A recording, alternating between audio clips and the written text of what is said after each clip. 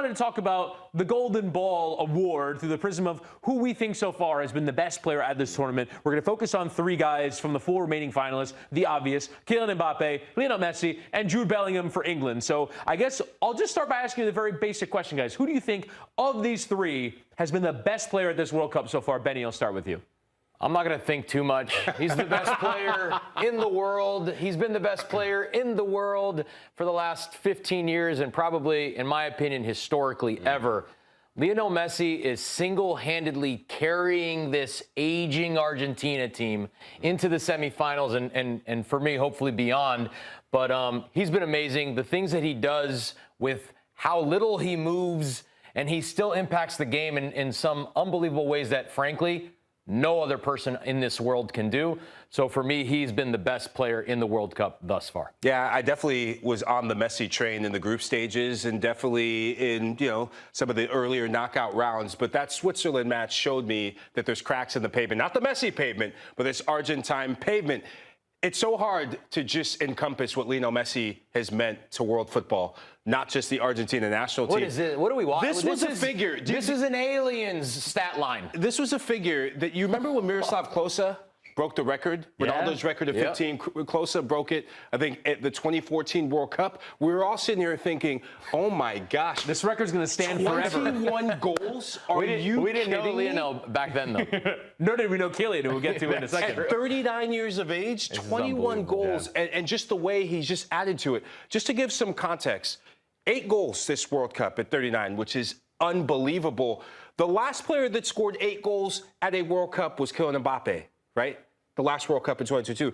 What we've seen before that, Ronaldo in 2002 scored 8 goals in the World Cup, and everyone was just, their jaw dropped. So whether it's Lionel Messi or my guy Kylian Mbappe, they're just making it look like it is a training session on the pitch, Woody. Yeah, and Benny, to your point about sort of the movement, he spent 63% of this World Cup walking. 63% of the games he's walking Messi, and yet in the 37%, it's nothing but impact. But, Lahoud, you want to talk about your guy Mbappe? Yeah, Kylian Mbappe, just forget the chances created because it's absurd given the quality that's around him, the fact that the percentage of shots, the volumes of shots, the different ways he's scoring goals. I love that Kylian Mbappe is a man of the moment. He's seizing the moment just about every time he steps on the field in ways that we didn't really see him do at the end of the season for Real Madrid. I'm going to bring that back up because Kylian Mbappe in a French shirt is like Clark Kent playing for Real Madrid, and he becomes Superman when he plays for the Blue. He really was made to wear the armband. This is his team. He leads from the front. He really has this aura about him. This is insane to me that he's already at 20 goals. This is insane. And he's not even 30 years old yet. Literally a goal per game, It's ridiculous. But for me, the reason why I pick Mbappe over even Messi, 8 goals at this World Cup. 5 of them have come in the knockout round. That's the most of any player so far at this World Cup. And so he's a man made for the big moment. I think he revels. The bigger the game, the bigger the pressure. I think he stands 10 toes deep and 10 times taller. And he's going to have to stand tallest against a Spain side that, as of late, in major tournaments, he hasn't had the last laugh. It's been a teenager that's had a bigger laugh than him. And just to talk a little bit about our third guy here, Jude Bellingham, I'm not certain I would say he's been the best player of this tournament, but I think we combine everything. I guess you could say maybe the clutchest player of this tournament so far because he has come into these games.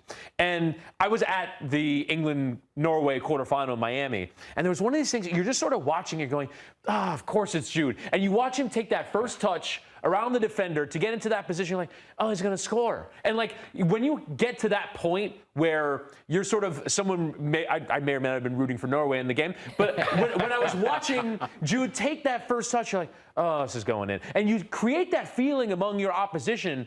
And you talked about it during the break, Benny. This idea for England, they have not won the World Cup in 60 years. They invented the game. They fashioned themselves the #1 country in the game. They have the #1 domestic league in the game. We should have a national team that befits that. And yet pressure has always been one of these things that has befallen England national teams of the past. And they've been able to shed it bit by bit. But Bellingham is the player who most rises above it, literally throws his arms wide open and says, I will take whatever you can give me. I will take the pressure. I will take that next step, and again delivers in big moments. And so when you talk about having that in your team, it's such an emotional and mental boost that England have as part of their team because they know even if they go behind, even if they need a goal late, that he can be someone who can step up for them. I think he has really jumped up another level, especially in comparison to in the Mbappe era at Real Madrid. He has not been able to shine. But for England, he absolutely has. He's been phenomenal, and like we talked about,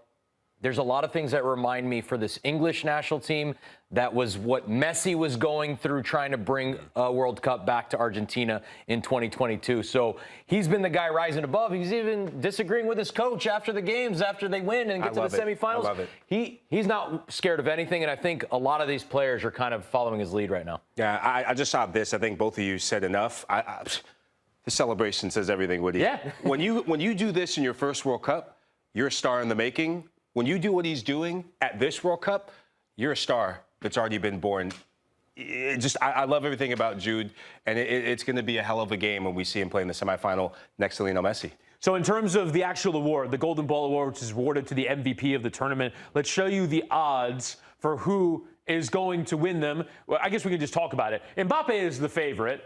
And then There's a reason for that, though, Woody, right? Right, because we think that they're going to win. I mean, in all likelihood, the team that wins the award will have the golden ball. There you go. I'd say maybe unless Spain go on to win it. Because Spain don't really have that standout individual to give that award to. So I guess who would you guys predict right now of would win this award based off what we think is going to happen this World Cup? I'll take your buddy there. Your buddy, Mr. Mbappe, I think is the likeliest to win the trophy and to win the golden ball because of it. Yeah, I think golden ball, there's a strong chance golden boot. It's going to be him and Messi going the distance. Don't count out Jude, though. If England do win this World Cup, which they should feel confident, the English media seems more confident than ever. I've heard more receipts, more trash talk. I've never seen the English media confident. No, man, they've never got out of themselves before. They live there. Yeah, they are loving Until life they right lose, now. they live there. But this golden ball is Kylian Mbappe's to lose. I personally think that. I agree. I think the betting markets would agree with you as well. But this will be an absolutely fantastic race to the end. It'll largely depend on the results